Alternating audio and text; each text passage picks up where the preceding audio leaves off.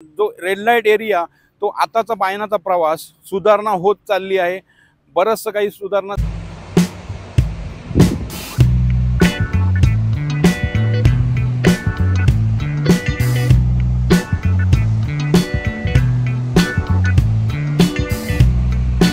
तर नमस्कार फॅमिली, मी अमित वेंगुर्लेकर स्वागत करतोय तुमचं एका नवीन ब्लॉगमध्ये.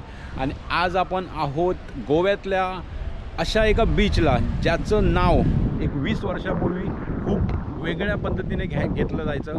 आणि ह्या व्हिडिओमध्ये ते नक्की आपण बघणार आहोत. तर सर्वप्रथम श्री स्वामी समर्थ आणि जय शिवराय म्हणत आपण व्हिडिओची सुरुवात करतोय. तर मित्रांनो, हे आहे गोव्यातलं, साऊथ गोव्यातलं बायना बीच, जे 20 वर्षापूर्वी रेड लाईट एरिया म्हणून ओळखलं जायचं. मित्रांनो व्यवस्थित आहे का, रेड लाईट एरिया. तर ह्या बीचचं एक विशेष म्हणजे मुख्यमंत्री गोव्याचे कैलासवासी मनोहर पर्रीकर म्हणजे भाई ह्यांनी हे बायना बीच क्लिअर करून आज मित्रांनो 20 वर्षानंतर म्हणजे मागचे काही 2 वर्षापासून हे बीच पर्यटनासाठी सज्ज झालं आहे. आणि ह्या बीचच्या तुम्ही बघू शकता बॅक साईडला एक ब्रिज झालं आहे मोठं आणि हे पर्यटनासाठी सज्ज झालं आहे. आणि इथे आता पर्यटन बऱ्यापैकी असतं. वॉटर स्पोर्टचे सगळे ॲक्टिव्हिटीज इथे होतात. आणि ह्या बीचचं जर आपण 20 वर्षा पहिलं जर ह्या बीचबद्दल बोलायला गेलं तर हा एरिया म्हणजे ह्या एरियाबद्दल बोलायला गेलं तर इथे यायला पण लोक घाबरायचे. म्हणजे तुम्ही जर बायना हे नाव जरी घेतलं तरी तुमच्याकडे एका वेगळ्या नजरेने बघितलं जायचं. पण आता ह्याचा जो व्ह्यू आहे तो पूर्ण चेंज झाला. तुम्ही बघू शकता इकडे क्राऊड आहे पूर्ण. आणि हे बीच आहे बायना बीच, साऊथ गोवा. तुम्हाला स्पेसफुल इथे पूर्ण जागा आहे.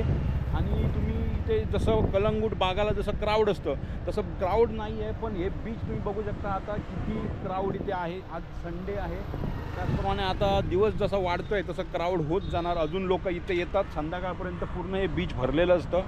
तर मित्रांनो, हा व्हिडिओ तुम्ही शेवटपर्यंत नक्की बघा. मी तुम्हाला जी जागा दाखवणार आहे जिथे रेड लाईट एरिया म्हणून ओळखला जायचा ती जागा तुम्हाला दाखवणार आहे. त्याच्यानंतर ह्या बीच आपण पूर्ण बीच तुम्हाला मी दाखवणार आहे कसं आहे ते. इथे एक आयलंड पण आहे, ते पण तुम्हाला मी लांबून दाखवणार आहे.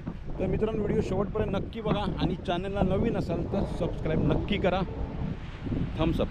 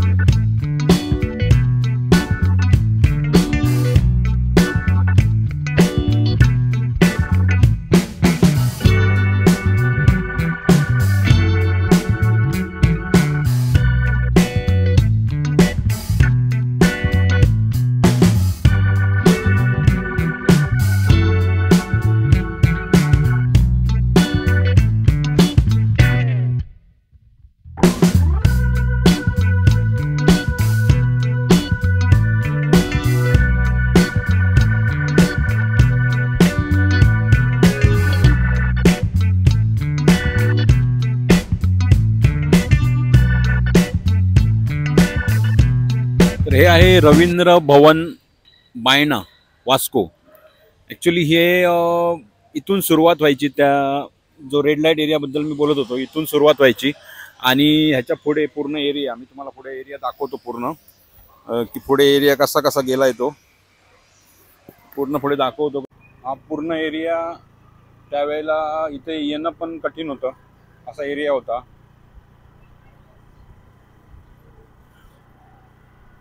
बीच पाहू शकता तुम्ही, बीच आहे इकडे.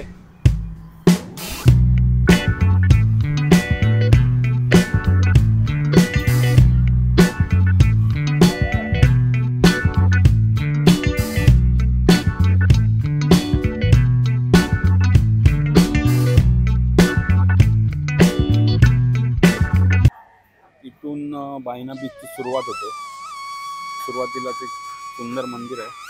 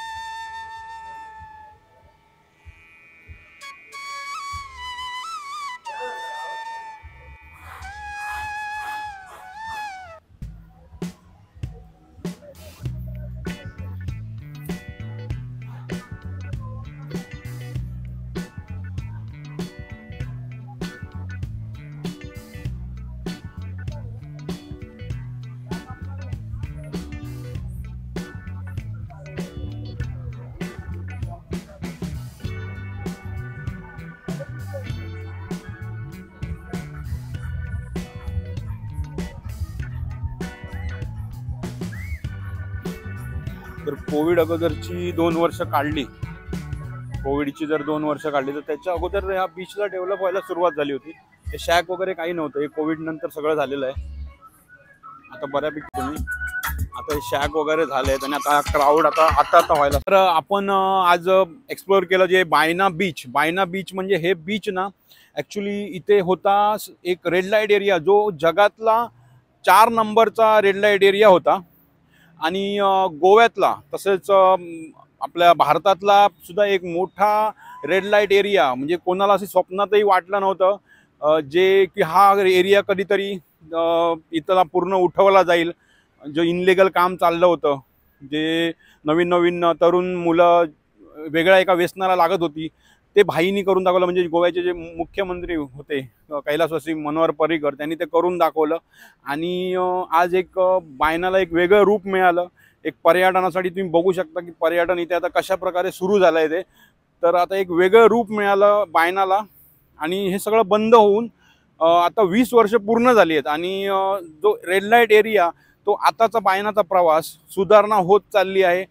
बरंचसं काही सुधारणा झालेल्या आहेत आणि आता बायना एका वेगळ्या मार्गावर आहे. गोवा एअरपोर्ट जो आपला दाबोलीमचा जुना एअरपोर्ट होता तिथून 2 किलोमीटर अंतरावर, तसंच वास्को दी गामा इथून 1 किलोमीटर अंतरावर हे बीच आहे.